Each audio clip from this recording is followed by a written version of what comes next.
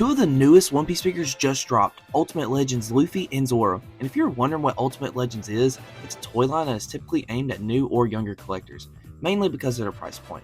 Yeah, this line is pretty cheap, and these two are actually on the cheaper end of them, as these figures are retailed at $10.99 on Amazon, which is actually really cheap. And this is great, as it makes it easier for younger collectors to get, as they probably don't have the money to get an SHF.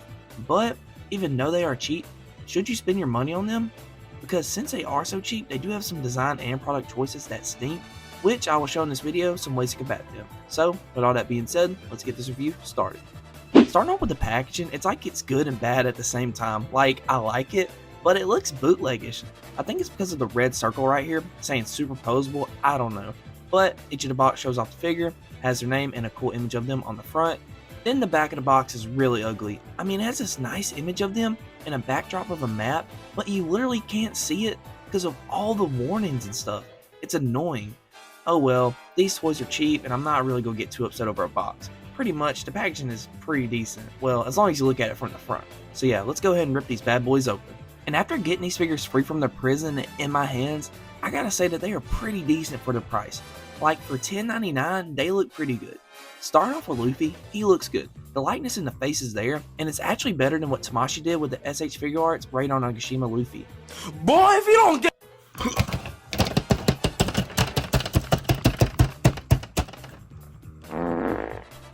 Which, people might spite me for saying that, but it's true. This actually looks like Luffy, and I'm happy with it. And then something else I'm really happy with about his look is his hat. They sculpted it to where it has like a wavy look around the brim, and I think this looks good. Also, there isn't any buggy claw marks, which can be considered accurate since he didn't have those when he first met Zoro. Then the rest of his fit is done well. His shirt is nicely sculpted and the gold buttons are painted cleanly.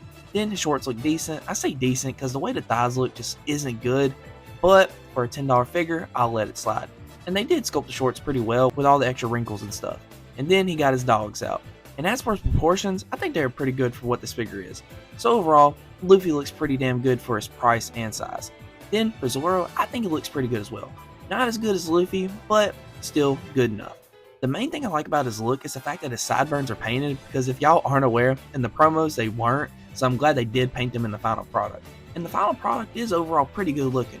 His hair is done well, the face looks like Zoro, his shirt has some nice wrinkling on it, he has his bandana on his forearm, which isn't removable as it is sculpted on, then his pants look good, and his sword hilts are done decently. They look okay, but they have some sloppy paint areas which suck. And no, the swords aren't removable, which sucks. Well, I take that back. I was able to get one of the hilts to come out, but it's just a hilt and no swords in it.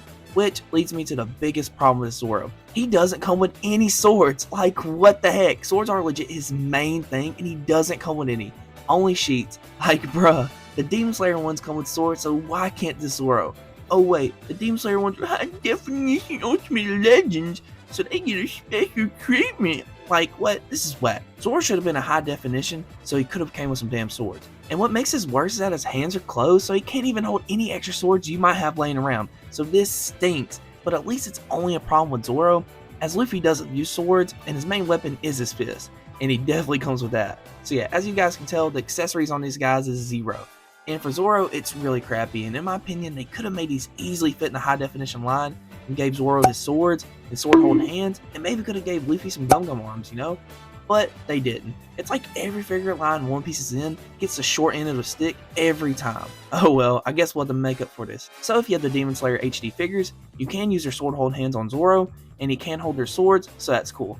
And at least that's something. Also, quick editor's note, I forgot to mention that these hands also work on Luffy, so you can have him like grabbing his hat, or the SHB Arts Luffy's meat. Pause.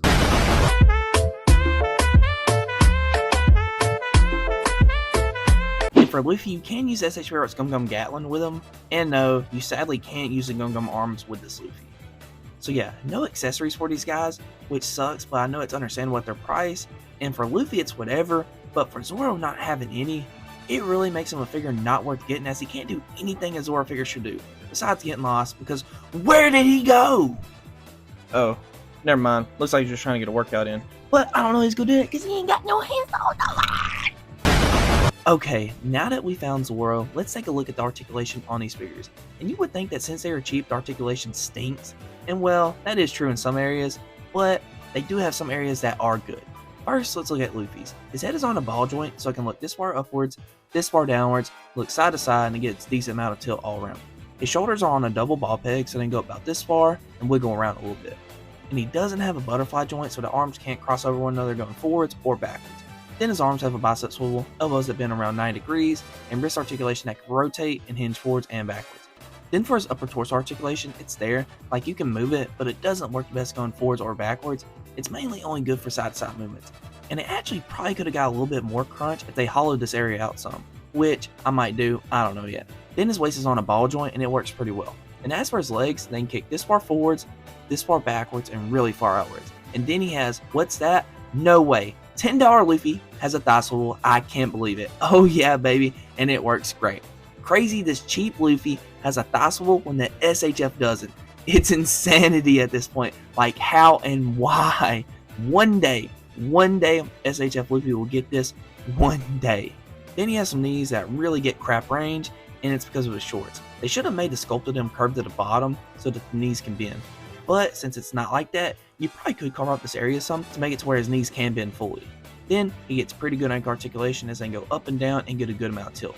So overall, Luffy's articulation isn't outstanding, but it is good enough for what the figure is, and I have been able to get him in some pretty cool poses. Now for Zoro, his articulation is pretty much the same in all areas, except his arms don't go up as far and his knees get more flexion. But besides those areas, everything is the same as Luffy's, and he can pose pretty well. But it sucks posing him because he doesn't have swords. I guess you can just have Zoro throw some hands and stuff, I don't know. So yeah, the articulation on these guys is honestly pretty decent, with a few areas that definitely could be improved. Now I'm going to show you how these guys look next to some other figures. These figures are actually pretty small if you haven't noticed yet, so they don't scale with your SH3 arts and other lines.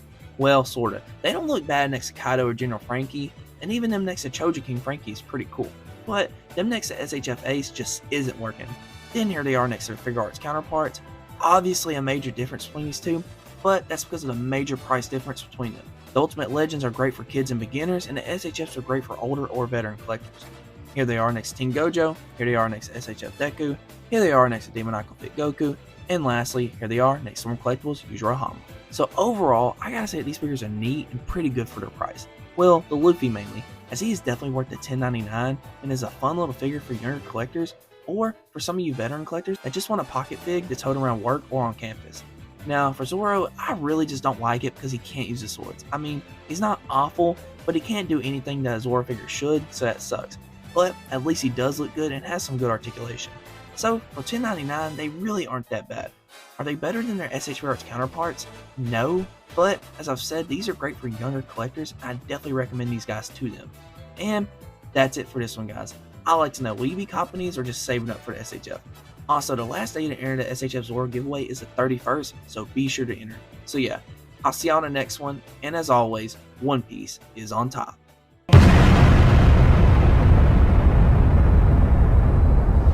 I'm Zoro, the no sword swordsman, cause I don't know how to do swords!